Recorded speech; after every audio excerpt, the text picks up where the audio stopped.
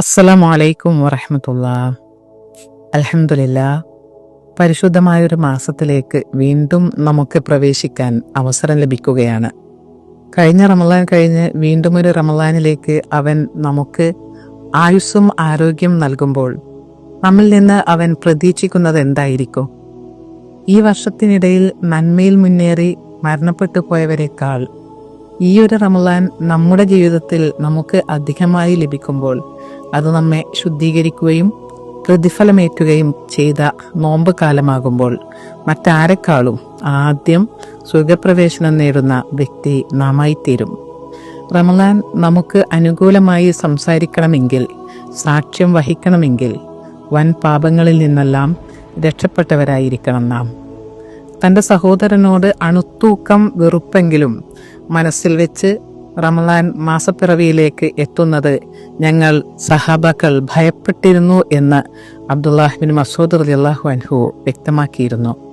ഒട്ടും വെറുപ്പില്ലാത്ത വൃത്തിയുള്ള മനസ്സുമായാണ് അവർ റമളാനിനെ സ്വാഗതം ചെയ്തിരുന്നത്. റമളാനിലേക്ക് പ്രവേശിക്കുന്നതിന് മുമ്പ് തന്നെ മനഃശുദ്ധി ഉണ്ടാകാൻ അവർ ആത്മാർത്ഥമായി പരിശ്രമിച്ചിരുന്നു എന്ന് കാണാം. കാരണം റമളാൻ ആദ്യ ദിനം തന്നെ അള്ളാഹു തൻ്റെ പ്രിയപ്പെട്ട അടിമകൾക്ക് കാരുണ്യം കടാക്ഷിക്കുകയും പാപമോചനം നൽകുകയും ചെയ്യുന്നതാണെന്ന് റസൂൽ സല്ലല്ലാഹു അലൈഹി വസല്ലം വ്യക്തമാക്കിയിട്ടുണ്ട്. വൻ പാപങ്ങൾ ചെയ്യാത്ത തൻ്റെ അടിമകളെ റമളാൻ ആദ്യ ദിനത്തിൽ തന്നെ അവൻ പരിഗണിക്കും. അത് ലഭിച്ചു കഴിഞ്ഞാൽ പിന്നീടൊരിക്കലും അവർ ശിക്ഷിക്കപ്പെടുകയില്ല. റമളാൻ ഒരു മാറ്റിവെക്കലാണ്.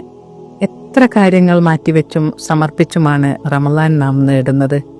അത്തരത്തിൽ ആത്മാർത്ഥമായ മുഴുവൻ സമർപ്പണവും നടത്തി വിജയിക്കാൻ യഥാർത്ഥ വിശ്വാസിക്ക് മാത്രമേ സാധിക്കുകയുള്ളൂ. അതിലേക്ക് പ്രവേശിച്ചു കഴിഞ്ഞാൽ അതിൻ്റെ അവസാന ദിനം അവസാനിക്കും വരെ അതൊരു യാത്രയാണ്.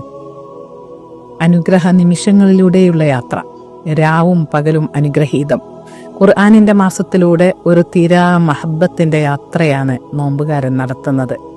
അത് വരുന്നതിന് മുമ്പേ ഒരുങ്ങിയും അത് തീരുമ്പോൾ വേദനയുമായി നീങ്ങുന്ന വിശ്വാസി ഏറ്റവും പ്രയോജനപ്പെടുന്ന ഒരു അമൽ പറഞ്ഞു തരൂ നബിയെ എന്ന് ചോദിച്ചു വന്ന സ്വഹാബിയോട് വ്രതമനുഷ്ഠിക്കുക. അതിന് തുല്യമായി യാതൊന്നുമില്ല എന്നാണ് റസൂലുള്ളാഹി സ്വല്ലല്ലാഹു അലൈഹി വസല്ലം പറഞ്ഞത്. ആദ്യ ദിനം മുതൽ അവസാനം വരെ ആവേശമടങ്ങാത്തവരായിരിക്കണം നാം. ചിലർക്ക് ആദ്യത്തിൽ നല്ല ആവേശം കാണും. മറ്റു ചിലർക്ക് റമളാനും മറ്റു മാസങ്ങളും ഒരു വ്യത്യാസവുമില്ല. റമളാൻ അവരിൽ യാതൊരു സ്വാധീനവും ചലനവും നടത്തുന്നില്ല. മറ്റു ചിലരുടെ നന്മകൾ ശവ്വാൽ പിറയോടെ അവസാനിക്കുന്നത് കാണാം. എന്നാൽ ഭാഗ്യവാന്മാർ അടുത്ത റമളാൻ വരെ നന്മകളെല്ലാം കാത്തു സൂക്ഷിക്കുന്നതായും കാണാം. പിന്നീട് വീണ്ടും റമളാനിലേക്ക് പ്രവേശിക്കലായി.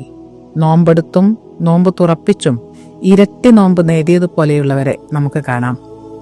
ഒരാൾ ഒരു നോമ്പുകാരനെ നോമ്പ് തുറപ്പിച്ചാൽ അവന് അവന്റെ പ്രതിഫലം പോലെയുള്ളത് ലഭിക്കുമെന്ന് റസൂലുള്ളാഹി സ്വല്ലല്ലാഹു അലൈഹി വസല്ലം വ്യക്തമാക്കിയിട്ടുണ്ട്. ഖുർആനിന്റെ ഈ മാസത്തിൽ ഖുർആനിനെ കൂടുതൽ അറിയാനും അടുക്കാനും നമുക്ക് ശ്രമിക്കാം. വിജയിക്കാനുള്ള അവസരങ്ങളാണ് റമളാൻ. ദാനം ചെയ്തും ഇബാദത്തുകളും നല്ല കർമ്മങ്ങളും വർദ്ധിപ്പിച്ചും സ്വന്തമാക്കാം ഈ അവസരം. അള്ളാഹു നമ്മെ ഒരുപാട് അനുഗ്രഹിക്കട്ടെ. അല്ലാഹുമ്മ റബ്ബനാ ലാ തുസിഅ ഖുലൂബനാ ബഅദ ഇദ് ഹദൈതനാ വഹബ് ലനാ മിൻ ലദുൻക റഹ്മ ഇന്നക അൻതൽ വഹ്ഹാബ്. റബ്ബനാ തഖബ്ബൽ മിന്നാ ഇന്നക അൻതസ് സമീഉൽ അലീം വതുബ് അലൈനാ ഇന്നക അൻതത് തവ്വാബുർ റഹീം. ആമീൻ ബിറഹ്മതിക യാ അർഹമർ റഹീമീൻ. അസ്സലാമു അലൈക്കും വറഹ്മത്തുള്ളാഹി.